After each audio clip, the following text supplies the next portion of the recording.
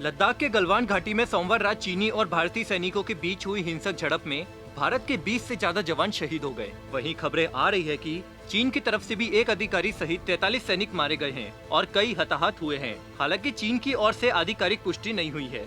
गौर करने वाली बात यह है कि झड़प के दौरान गोलाबारी नहीं हुई। झड़प केवल हाथापाई के जरिए हुई और दोनों ओर से सैनिक आपस में भिड़ गए। आखिर क्या हुआ ऐसा कि दोनों ओर से सैनिक बिना हथियार के ही आपस में उलझ गए और 57 साल के इतिहास में इतनी बड़ी हिंसक घटना घटित हो गई। इसकी भी एक इनसाइड स्टोरी है।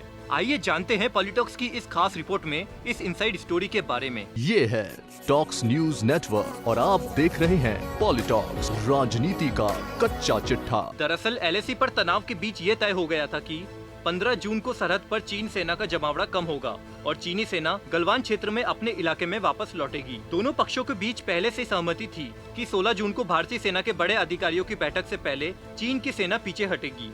इस सहमति के बावजूद जब चीन की सेना में कोई हरकत नहीं दिखी तो 16 बिहार रेजिमेंट के कमांडिंग ऑफिसर कर्नल संतोष बाबू की अगुवाई में भारतीय सेना का एक छोटा दल चीनी पक्ष के साथ बातचीत करने के लिए गया। यहाँ ये बताना जरूरी है कि भारतीय दल कोई हथियार लेकर नहीं गया था। चर्चा के दौरान भी चीनी सैनिक पीछे हटने के मूड में नहीं दिखे और वे जानबूझकर बात को टाल मटोल करते रहे।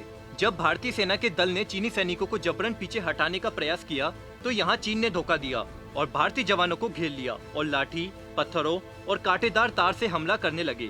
चारों ओर से घिरे होने के बावजूद भारतीय सैनिकों ने अचानक किए गए इस हमले का न सिर्फ डटकर मुकाबला किया बल्कि मुंह तोड़ जवाब दिया। करीब 3 घंटे तक दोनों पक्षों में झड़प होती रही। इस हाथापाई में कमांडिंग ऑफिसर संतोष बाबू को गंभीर चोट आई। झड़प शुरू होने के बाद भारतीय सैनिकों की दूसरी टीम मौके पर पहुंची और फिर सेना ने चीन के इस धोखे पर करारा जवाब दिया।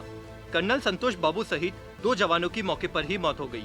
खबर है कि भारतीय सेना के पलटवार में चीनियों को भारी नुकसान पहुंचा। शुरुआत में एक चीनी अखबार के रिपोर्टर ने जानकारी देते हुए बताया कि भारतीय सेना के अफसर सहित 3 जवान शहीद हो गए, लेकिन शाम होते होते खबर आई कि 20 से अधिक भारतीय जवान शहीद हुए, जबकि चीनी साइड से 43 सैनिक हताहत और मारे गए, जिनमें एक चीनी कमांडिंग ऑफिसर भी बताया जा रहा है। समाचार एजेंसी ANI के मुताबिक इस हिंसक झड़प में चीन के 43 सैनिक हताहत हुए हैं। हालांकि अभी भी चीन की ओर से इसकी पुष्टि नहीं की गई है।